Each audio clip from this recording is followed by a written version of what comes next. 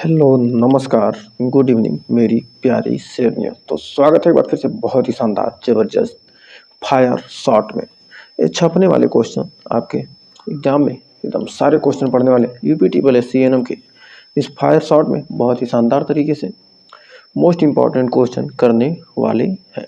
तो अब होगा प्रश्नों का महातांडव, एक से बढ़कर एक शॉट आएंगे, fire shot, marathon, mini marathon, एकदम शानदार तरीके से अब चलते रहेंगे। इस फायर शॉट से आप बेहतरीन से बेहतरीन क्वेश्चन के आंसर दे सकती हैं। तो मंजिल उन्हीं को मिलती है जिनके हौसलों में जान होती है। पंख से कुछ नहीं होता, हौसलों से उड़ान होती है।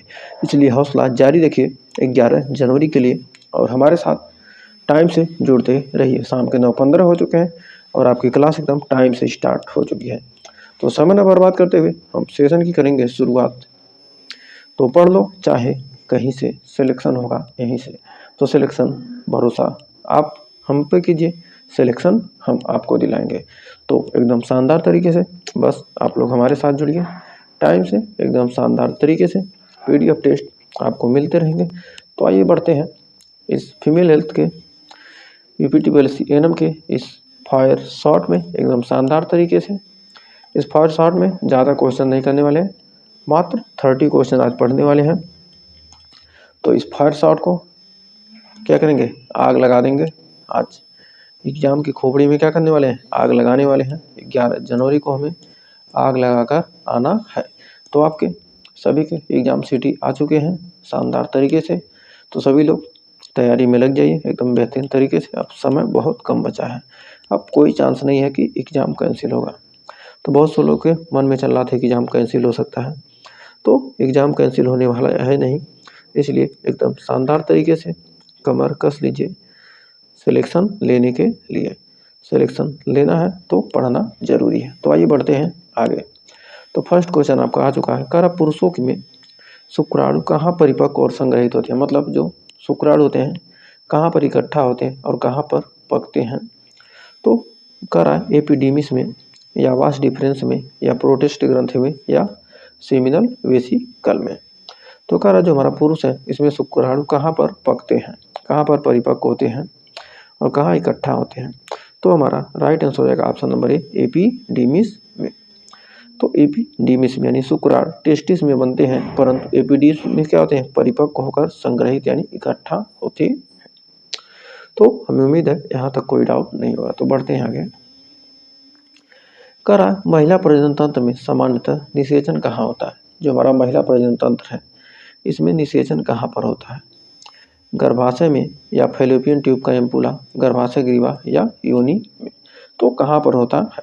तो छोटे छोटे क्वेश्चन दिख रहे होंगे तो इसके लिए माफी चाहते हैं, लेकिन क्वेश्चन एकदम दमदार क्वेश्चन है। तो आप फुल स्क्रीन करके देखिए, मत कमेंट कीजिए चलेगा, लेकिन आप क्वेश्चन को शानदार तरीके से पढ़िए, क्योंकि इसमें से 2-3 क्वेश्चन तो 100% गारंटी है इससे छपने वाले हैं। तो महिला प्रजनन तंत्र में सामान्यतः निषेचन कहाँ होता है। तो सामान्यतः निषेचन क्या होता है, फैलोपियन ट्यूब की एम्पुला में होता है, यानी ऑप्शन नंबर दूसरा हो जाएगा राइट। यानी निषेचन फैलोपियन ट्यूब के एम्पुला भाग में होता है। तो बढ़ते हैं इसी के साथ अगले क्वेश्चन की तरफ। तो क्योंकि कम समय में बेहतरीन से बेहतरीन तैयारी कराने की जिम्मेदारी हमने ले रखी है, तो कम समय में आपको बेहतरीन देंगे, बढ़िया देंगे और शानदार देंगे। जो भी मिलेगा बेहतरीन मिलेगा। भ्रूण का हृदय कितने सप्ताह में धड़कना शुरू होता है, दूसरे, तीसरे, चौथे या 8वें। तो भ्रूण का हृदय हमारा 4th वीक में क्या होता है, धड़कना स्टार्ट हो जाता है। यानी भ्रूण का हृदय 21 से 22 दिन यानी चौथे सप्ताह पर धड़कना क्या होता है, प्रारंभ हो जाता है। तो हमें उम्मीद है यहाँ तक आपको कोई डाउट नहीं होगा। तो बढ़ते हैं आगे। अगला क्वेश्चन कर रहा, सामान्य प्रसव के लिए सबसे अनुकूल पेल्विस का प्रकार कौन सा है। जो हमारा नॉर्मल डिलीवरी होता है इसमें पेल्विस का प्रकार कैसे होता है, गायनेकॉइड, एंड्रॉइड, एंथ्रोपॉइड या पहली फेलॉइड। तो राइट आंसर हो जाएगा गायनेकॉइड। गायनेकॉइड पेल्विस क्या होता है, सबसे फेवरेबल होती है और समान प्रसव के लिए क्या होती है, बहुत ही जरूरी होती है। तो ऑप्शन नंबर हो जाएगा ए। तो बढ़ते हैं आगे। तो अगला क्वेश्चन क्या कर रहा है, कारण नवजात पुनर्जीवन में पहला कदम क्या है। जो नवजात का पुनर्जीवन है यानी the first step in neonatal resuscitation. तो नवजात का पुनर्जीवन में पहला कदम क्या होता है, श्वास नली को साफ करना या छाती दबाना या द्रव चढ़ाना या एड्रेनालिन। यानी नवजात का जन्म होने के बाद क्या किया जाता है, तो सबसे पहले नवजात का वायु मार्ग साफ किया जाता है ताकि सांस शुरू हो सके, यानी श्वसन नली क्या करना, साफ करना। यानी ऑप्शन नंबर ए हो जाएगा, ऑप्शन नंबर पहला हो जाएगा राइट। तो क्वेश्चन भले छोटे दिख रहे होंगे, क्वेश्चन आपके लिए एकदम दमदार क्वेश्चन लेकर आए हैं। तो बढ़ते हैं आगे। कह रहा है भ्रूण में न्यूरल ट्यूब डिफेक्ट की रोकथाम किससे होती है। जो हमारा भ्रूण है इसमें न्यूरल ट्यूब डिफेक्ट की रोकथाम किससे होती है, vitamin B12, vitamin C, folic acid या विटामिन के। तो यानी न्यूरल ट्यूब डिफेक्ट यह क्या होता है, फोलिक एसिड। गर्भावस्था की शुरुआत में फोलिक एसिड से क्या होता है, न्यूरल ट्यूब डिफेक्ट को क्या कहता है, रोका जा सकता है। तो ऑप्शन नंबर तीसरा हो जाएगा यहाँ पर राइट। तो बढ़ते हैं इसी के साथ अगले क्वेश्चन की तरफ। तो अगला क्वेश्चन कह रहा है सामान्य भ्रूण हृदय दर कितनी होती है। जो हमारा what is the normal fetal heart rate, FHR। तो सामान्य भ्रूण दर कितनी होती है, 60 से 100, 110 से 160, 170 से 200 या 80 से 90। तो सामान्य भ्रूण दर होती है 110 से 160 के बीच, यानी ऑप्शन नंबर बी। कहीं कहीं 120 से 160 भी देता है तो भी सही रहता है, तो इसके लिए टेंशन मत लिया कीजिए। तो बढ़ते हैं आगे। अगला क्वेश्चन कर रहा है अपगार स्कोर कब लिया जाता है, 1 और 5 मिनट, 2, 10, 3, 8 या 4, 9। तो ये क्वेश्चन नॉर्मल है 1 और 5 मिनट पर। तो ये क्वेश्चन तो सबको एकदम जबान पर याद हो गए होंगे। तो बढ़ते हैं आगे। करा प्रसवोत्तर, प्रसव के बाद रक्तस्राव का प्रथम प्रबंधन क्रिया क्या है। गर्भाशय की मालिश, रक्त चढ़ाना, गर्भाशय निकालना या एंटीबायोटिक देना। तो प्रसव के बाद रक्तस्राव का प्रथम प्रबंधन क्रिया क्या है। तो प्रसव के बाद रक्तस्राव की प्रथम प्रबंधन क्रिया क्या है। तो राइट आंसर हो जाएगा हमारा ऑप्शन नंबर 1, गर्भाशय की मालिश करना। यानी PPS से यानी पोस्टपार्टम हेमरेज में सबसे पहले क्या किया था, यूटेरस को मसाज किया जाता है। मसाज करके कॉन्ट्रेक्शन कराया जाता है, जिससे फर्स्ट स्टेप क्या होता है, यूटेराइन का क्या कहता है, मसाज किया जाता है। सबसे पहले यूटेराइन की क्या करते हैं, मसाज करते हैं। रक्तस्राव के की प्रथम प्रबंधन क्रिया क्या होती है, रक्तस्राव में सबसे पहले क्या किया जाता है, मालिश किया जाता है गर्भाशय का। तो बढ़ते हैं आगे। कर गर्भावस्था में कौन सा टीका कंट्रा इंडिकेटेड होता है। तो कौन सा टीका कंट्रा इंडिकेटेड होता है। तो हमारा राइट आंसर क्या हो जाएगा, TT, MMR, हेपेटाइटिस B या इन्फ्लुएंजा। तो कह रहा गर्भावस्था में कौन सा टीका कंट्रा इंडिकेटेड होता है। तो हमारा जो MMR है, मीजल्स, मम्स, रूबेला, यानी MMR। गर्भवती महिलाओं को लाइव वैक्सीन जैसे MMR नहीं दिए जाते हैं। मतलब क्या कहते हैं, गर्भावस्था में MMR यानी लाइव वैक्सीन जो भी होती है नहीं दिया जाता है। तो बढ़ते हैं आगे। तो अगला क्वेश्चन देखिए क्या कह रहा है गर्भवती महिला में एनीमिया का सबसे सामान्य कारण क्या है। आयरन की कमी, फोलिक एसिड की कमी, विटामिन B12 की कमी या थैलेसीमिया। तो कह रहा है गर्भवती महिला में एनीमिया का सबसे सामान्य कारण क्या है। जो गर्भवती महिला है इसमें एनीमिया का सबसे सामान्य कारण क्या है। तो हमारा 11 का राइट आंसर हो जाएगा कौन सा, आयरन की कमी, ऑप्शन नंबर ए। यानी आयरन की कमी से क्या होता है, गर्भावस्था में क्या होता है, बढ़ी हुई रक्त मात्रा के कारण आयरन डिफिशियंसी एनीमिया सबसे आम होती है। यदि क्या हो गया, रक्त मात्रा की मांग क्या हो गई, बढ़ गई, तो आयरन की क्या होती है, कमी होती है। तो इसलिए क्या होता है, इसे एनीमिया कहते हैं। तो बढ़ते हैं आगे। खरा प्रसव में शोल्डर डिस्टोसिया कब होता है। सिर बाहर आता है और कंधा फंस जाता है, या पैर बाहर आते हैं, या सिर बाहर नहीं आता, या प्लेसेंटा नहीं निकलता। तो आप लोग थोड़ा क्वालिटी बढ़ा लीजिएगा, क्वालिटी बढ़ा देंगे तो आपको क्वेश्चन क्लियर दिखेंगे, और फुल स्क्रीन करके देखेंगे तो ज़्यादा क्लियर दिखेगा। तो कह रहा प्रसव में शोल्डर डिस्टोसिया कब होता है। तो हमारा 12 का राइट आंसर क्या हो जाता है, जब सिर बाहर आता है और कंधा फंस जाता है तो उसे कहते हैं क्या, शोल्डर डिस्टोसिया, यानी ऑप्शन नंबर फर्स्ट हो जाएगा राइट। यानी सिर बाहर आता है पर कंधा फंस जाता है, शोल्डर डिस्टोसिया तब होता है जब क्या होता है, फेटल शोल्डर क्या होता है, फंस जाता है। तो बढ़ते हैं आगे। अगला क्वेश्चन कह रहा है कि एक स्वस्थ नवजात का जन्म वजन कितना होता है, 1.5 से 2, 2.5 से 3.5, 3.5 से 4.5 या 4.5 से 5 किलोग्राम। तो एक स्वस्थ नवजात का वजन होता है कितना, 2.5 से 3.5 kg के बीच। तो ऑप्शन नंबर दूसरा हो जाएगा राइट। तो बढ़ते हैं इसी के साथ आगे। अगला क्वेश्चन देखिए क्या कर रहा है, कर टीकाकरण के लिए BCG कब दिया जाता है, जन्म के समय, 6 सप्ताह, 9 माह या 5 वर्ष। तो टीकाकरण के लिए BCG कब दिया जाता है, टीकाकरण के लिए जो हमारा BCG है कब दिया जाता है, तो जन्म के समय। BCG जन्म के समय दिया जाता है ताकि टीबी से सुरक्षा मिल सके। तो यानी ऑप्शन नंबर ए हो जाएगा जन्म के समय, एट बर्थ।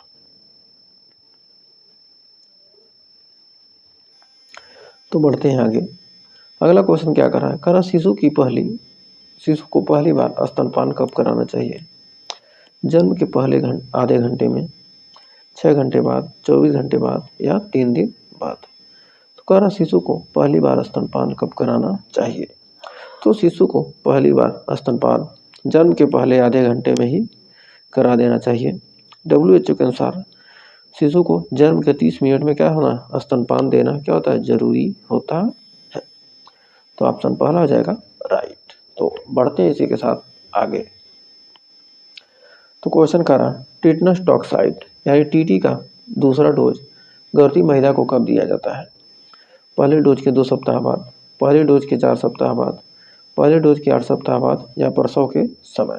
तो कह रहा टिटनस टॉक्साइड यानी TT का पहला डोज गर्भवती महिला को कब दिया जाता है, तो कब दिया जाता है, तो राइट आंसर हो जाएगा ऑप्शन नंबर दूसरा, जन्म पहले डोज के 4 सप्ताह बाद, यानी ऑप्शन नंबर पहला बी दूसरा हो जाएगा राइट। TT के 2 डोज 4 सप्ताह के अंतराल पर क्या किए थे, दिए जाते हैं। तो बढ़ते हैं आगे। जो लोग नए हैं, फ्री में चाह रहे हैं क्या मिल जाए, PDF मिल जाए या फ्री में टेस्ट मिल जाए, तो उसके लिए आप तुरंत व्हाट्सएप कीजिए 9839254616।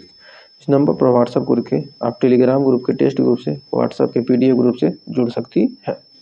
और डेली आपकी 2 लाइव क्लास चलती है, सुबह को 4:50 AM पर और एक चलती है शाम को 9:15 PM पर। तो इन दोनों लाइव क्लास से जुड़ना मत भूलिए। तो कारा कोलेस्ट्रम क्या होता है, पहला गाढ़ा पीला दूध, सामान्य दूध, कृत्रिम दूध या संक्रमित दूध। तो कारा कोलेस्ट्रम क्या है, तो कोलेस्ट्रम क्या होता है, पहला गाढ़ा पीला दूध, यानी ऑप्शन नंबर ए हो जाएगा राइट। और कोलेस्ट्रम जन्म के बाद निकलने वाला क्या होता है, पहला पीला दूध होता है जिसमें एंटीबॉडी पाए जाते हैं। तो बढ़ते हैं आगे। करा डिप्थीरिया, काली खांसी और टिटनेस के लिए कौन सा टीका दिया जाता है, DPT, BCG, OPV या MMR। डिप्थीरिया, काली खांसी और टिटनेस के लिए कौन सा टीका दिया था, DPT। डी से डिप्थीरिया, P से पर्ट्यूसी, T से टिटनेस। यह 3 बीमारी से बचाने वाला टीका है। फिर नवजात के लिए सबसे अच्छा पोषण कौन सा है, माँ का दूध, गाय का दूध, बकरी का दूध या फार्मूला मिल्क। तो नवजात के लिए सबसे अच्छा पोषण कौन प्रदान करता है, तो जो नवजात शिशु होता है उसको सबसे अच्छा पोषण कौन सा, माँ का दूध, यानी स्तनपान शिशु के लिए क्या होता है, सर्वश्रेष्ठ भोजन होता है। तो यानी ऑप्शन नंबर फर्स्ट हो जाएगा राइट। तो हमें उम्मीद है यहाँ तक कोई डाउट नहीं होगा। तो बढ़ते हैं आगे। करा सामुदायिक स्वास्थ्य नर्सिंग का मुख्य उद्देश्य क्या है, व्यक्तिगत देखभाल, परिवार एवं समुदाय का स्वास्थ्य सुधार, केवल अस्पताल देखभाल या केवल रोग उपचार। तो कह रहा सामुदायिक स्वास्थ्य नर्सिंग का मुख्य उद्देश्य क्या है, तो सामुदायिक स्वास्थ्य नर्सिंग का मुख्य उद्देश्य हमारा है परिवार एवं समुदाय के स्वास्थ्य सुधार। तो 30 क्वेश्चन है, तो ये मत सोचिए 30 ही क्वेश्चन है। 30 क्वेश्चन एकदम शानदार तरीके से आपको बेहतरीन क्वेश्चन को सिलेक्ट किया गया है। तो ये 30 क्वेश्चन 300 क्वेश्चन के भी बराबर हो सकते हैं। यदि इसमें से 4-5 क्वेश्चन आ गए तो सोचिए पहले क्या हो सकता है। तो बढ़ते हैं आगे। कर भारत में आयुष्मान भारत योजना का उद्देश्य क्या है? मुफ्त शिक्षा, मुफ्त आवास, स्वास्थ्य बीमा या रोजगार का सृजन। तो हमारा भारत में आयुष्मान भारत योजना गरीब परिवारों को क्या करता है? स्वास्थ्य बीमा प्रदान करता है। यानी क्या हो जाएगा? ऑप्शन नंबर सी, स्वास्थ्य बीमा। तो बढ़ते हैं इसी के साथ अगले क्वेश्चन की तरफ। तो देखिए अगला क्वेश्चन हमारा क्या कह रहा है। तो अगला क्वेश्चन कह रहा है प्राथमिक स्वास्थ्य देखभाल का पहला सिद्धांत क्या है? समानता, लागत, लाभ, विलासिता। तो हमारा जो प्राथमिक स्वास्थ्य देखभाल में पहला सिद्धांत क्या है? तो प्राथमिक स्वास्थ्य देखभाल में हमारा पहला सिद्धांत है इक्विटी, यानी सभी को समान स्वास्थ्य मिले। यानी प्राथमिक स्वास्थ्य देखभाल का मूल सिद्धांत होता क्या हो? सबको समान स्वास्थ्य सेवा प्रदान की जाए, किसी को कम अधिक नहीं। तो बढ़ते हैं आगे। तो अगला क्वेश्चन कर रहा है कौन सा कीटाणु क्षय टीबी का क्षय कारण बनता है? तो कौन सा कीटाणु? तो माइकोबैक्टीरियम ट्यूबरकुलोसिस या क्लोस्ट्रीडियम टेटनी या साल्मोनेला टाइफी या स्ट्रेप्टोकोकस। तो कौन सा कीटाणु क्या होता है? टीबी का कारक बनता है। तो राइट आंसर होगा माइकोबैक्टीरियम ट्यूबरकुलोसिस। ये क्या होता है? टीबी का कारण बनता है। टीबी का मुख्य कारण क्या होता है? माइकोबैक्टीरियम ट्यूबरकुलोसिस होता है। तो बढ़ते हैं आगे। तो अगला क्वेश्चन देखिए क्या कर रहा है। कर ओआरएस घोल किस बीमारी में दिया जाता है? दस्त, खांसी, बुखार, खसरा। तो हमारा ओआरएस जो घोल होता है किस बीमारी में दिया जाता है? तो ओआरएस घोल हमारा दस्त यानी डायरिया से बचने के लिए दिया जाता है। यानी ओआरएस दस्त में हुई पानी और इलेक्ट्रोलाइट की कमी को क्या करता है? पूरा करने का कार्य करता है। तो बढ़ते हैं आगे। तो हमें उम्मीद है आप सभी को सेशन पसंद आ रहा होगा। तो जो नए हैं चैनल को सब्सक्राइब करना चाहे तो कर सकती है। तो देखिए क्या कह रहा है। दवाओं में की तरह मुख्य प्रशासन मार्ग होते हैं 2, 3, 4, 5। तो मतलब दवा को लेने के कितने मार्ग होते हैं? तो 3 मार्ग होते हैं। 3 तरह से हम किसी भी दवा को क्या कर सकते हैं? ले सकते हैं। पहला ओरल, दूसरा पेरिट्रल और तीसरा ट्रॉपिकल और 3 नहीं 4 होते हैं ना, एक सेकेंड। तो 4 होते हैं। पहला होता है ओरल, दूसरा पेरिट्रल और तीसरा टॉपिकल और चौथा है इनहेलेशन। तो इन 4 तरीके से हम दवा को ले सकते हैं। तो बढ़ते हैं आगे। करा बच्चों का स्कूल हेल्थ प्रोग्राम किस उद्देश्य से है? शिक्षा सुधार, बच्चों के स्वास्थ्य की देखभाल, खेलकूद प्रोत्साहन, रोजगार उपलब्ध कराना। तो बच्चों में जो हमारा स्कूल हेल्थ प्रोग्राम होता है किस उद्देश्य से होता है? तो हमारा 26 का राइट आंसर क्या हो जाएगा? बच्चों के स्वास्थ्य की देखभाल, यानी ऑप्शन नंबर बी हो जाएगा राइट। यानी इसका उद्देश्य बच्चों का स्वास्थ्य सुधार और रोगों की क्या होती है? रोकथाम होता है। तो बढ़ते हैं आगे। कर बच्चों के अधिकारों में सबसे महत्वपूर्ण अधिकार कौन सा है? शिक्षा का अधिकार, खेलने का अधिकार, स्वास्थ्य का अधिकार या भोजन का अधिकार। तो बच्चों के अधिकारों में सबसे इम्पोर्टेंट अधिकार होता है बच्चों के लिए स्वास्थ्य का अधिकार बुनियादी है। तो ऑप्शन नंबर तीसरा हो जाएगा क्या? सही, स्वास्थ्य का अधिकार। यानी बच्चों को स्वस्थ रहने का भी अधिकार है। इसलिए सरकार बच्चों पर बहुत ही ज़्यादा स्वास्थ्य पर ध्यान देती है। तो बढ़ते हैं आगे। करा WHO के अनुसार मानसिक स्वास्थ्य का मुख्य घटक क्या है? कार्य करने की क्षमता, सामाजिक संबंध, तनाव सहनशीलता या सभी। तो कह रहा WHO के अनुसार मानसिक स्वास्थ्य का मुख्य घटक क्या होता है? तो मानसिक स्वास्थ्य का मुख्य घटक होता है सभी। तो कह रहा है मानसिक स्वास्थ्य में काम करना, तनाव सहना और संबंध निभाना सारे क्या हैं? शामिल है। तो 2 क्वेश्चन और बचे हैं, तो आइए देख लेते हैं। तो सामुदायिक स्वास्थ्य नर्स की भूमिका क्या है? सुबह को एकदम शानदार तरीके से आपकी मैराथन क्लास चलने वाली है। जितनी जैसे चल रही थी वैसे चलेगी, तो टेंशन मत लीजिए, लाइव सुबह को जरूर आएंगे।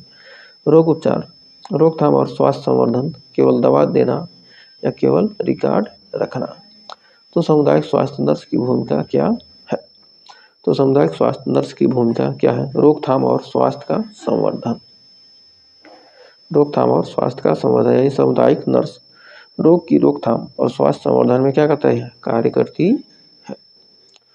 तो बढ़ते हैं आगे। हिंदी इंग्लिश टाइपिंग की वजह से क्या हो गया? ये छोटे हो गए हैं क्वेश्चन के साइज। तो लास्ट क्वेश्चन देखिए क्या कहा है। क्या पर्यावरण स्वच्छता क्यों आवश्यक है?